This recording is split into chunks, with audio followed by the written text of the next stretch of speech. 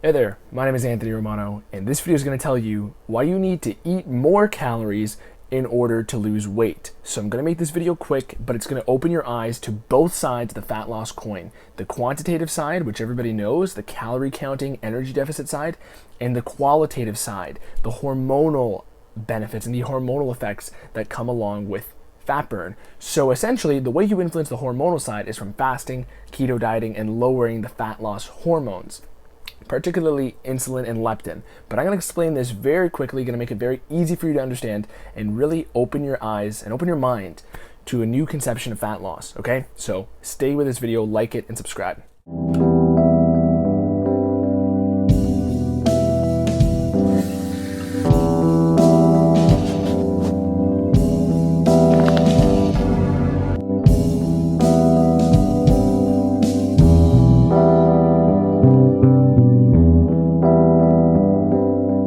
Okay, so why do you need to eat more food to lose fat? Well, a lot of people look at fat loss through this lens. They look at it through, okay, just simply cut your calories, and then once you're low, what's going to happen is your body's going to be in an energy deficit and it's going to need to make energy from its stored body fat.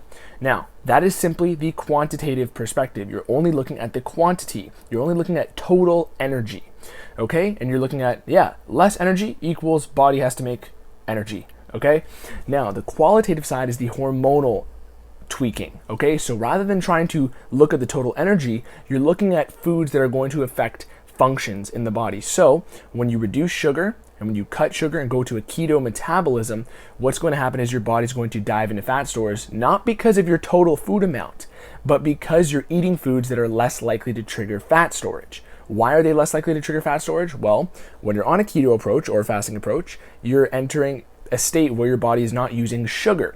Sugar is what spikes your insulin, and insulin is the fat storage hormone. So basically, you're eating less fat promoting foods.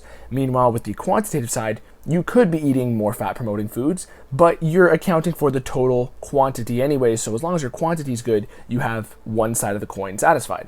The real benefits come and the most effective fat loss approaches come when you merge these two sides, when you have a balanced reduction in both. You have less foods that are going to promote insulin spikes and promote fat storage, and then you also have a slight calorie reduction, so you're slightly lowering the energy.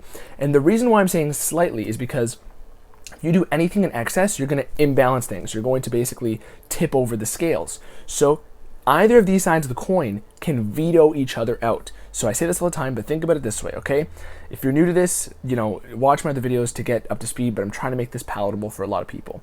If you have somebody who's eating a diet of only Snickers bars, right?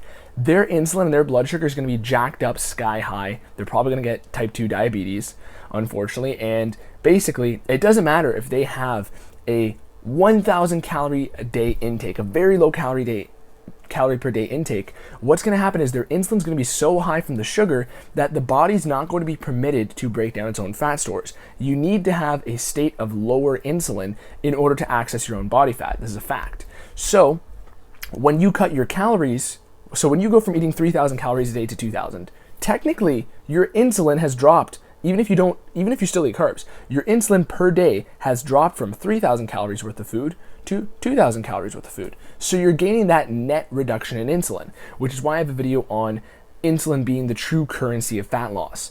But, go watch that video too. But this one's going to be punchier and more brief. So we have, the Snicker bar diet, and even if you're eating low calories, your blood sugar's high. So at first, you're probably going to have, a bit of fat loss, but it's going to feel like shit. You're going to be irritable, cranky, clawing at your arms and gnawing at your ankles before you go to bed.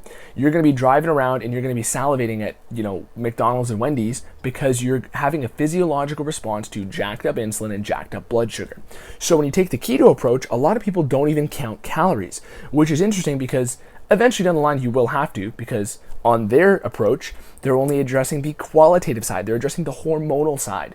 So oftentimes people will address the hormonal side, but then they start eating, just bags of nuts and, pork rinds and all these other foods that are high calorie, and eating 10,000 calories worth of food, even if it's from the lowest insulin producing food, is going to make you prevent weight loss. So either side of the coin can veto each other out. But let's get to why you need to eat more food no matter what your diet is in order to burn fat. So this is the main peak climax of the video, okay? And the reason why you have to eat more food is because if you go too low in your calories without allowing a fast to take place, okay, what's going to happen is your body is going to perceive a huge amount of stress, and it's going to perceive basically that you're in a famine, and it's going to basically communicate to your brain, holy shit guys, we have no resources here, we have to down regulate all the processes and prevent the body from running through all of our energy stores. Okay, think about it. If you were stranded on an island, are you going to run through all your supplies in one day? No. In that intense of a scenario, you're going to try to ration everything out. So what's an easy way to ration everything out? Well, your brain turns off your motivation, it turns off positive mood, positive neurotransmitters like serotonin. It downregulates how much you want to do things because it's trying to get you to survive, not to thrive. Your body needs to survive a lot more than it needs you to be having a good time, okay? So when you lower the calories too much, so people eating these 500 calories per day diets, 1,000 calorie per day diets, right? What happens is you're putting your body in a scenario where you're not allowing it to access an abundance of energy, right? That's what the fasted state is, or keto state, because your body doesn't care what energy engine it's on, it just wants to know, and it wants an abundance, and that's when you're actually able to thrive. So even though I love my keto diets and fasting, doing them for 8 years, coaching people, the thing is, for a lot, you never want to be in the no man's land. You either want to have your carbs and diet, or you want to not have them at all, because your body needs to know, are we using fat or are we using carbs? When you're dwindling in the middle, that's where problems come. That's the qualitative perspective. But with calories, and why you need to eat more is because either way, if you tip the scales too far on one side, you're going to throw everything out of balance and ruin your results. So instead of what these people do nowadays, the flexible dieting approaches, what they'll do is they'll have, they will still have their carbs in place, but they'll have, 1,000 calories a day. And that's going to turn their body, it's going to promote their body to start hanging on to fat because it doesn't want to run through its resources in 1 month. It wants to prolong it. And that's why those diets feel like shit. And realistically, with a slight deficit and a slight reduction in fat loss hormones, that's when you have the happy middle. You have the perfect balance. You have this harmony between both sides of the coin. So this is universal. You can't really, logically, this makes sense. There's two sides to every coin. And essentially, with calories, it doesn't matter if you're doing a keto diet, fasting diet, or carb diet. All I'm saying to you is don't lower your calories too low to the point where you're not completely fasting, you're not allowing your body to access that abundance of fat fuel, but you're still eating food. And the proof for this is the Minnesota starvation experiment. This is a huge experiment. I've talked about in other videos. Basically, a study where they had people eat very small amounts of food, like 500 calories or so per day, 1,000 calories, what people are doing nowadays basically, and documenting it on YouTube.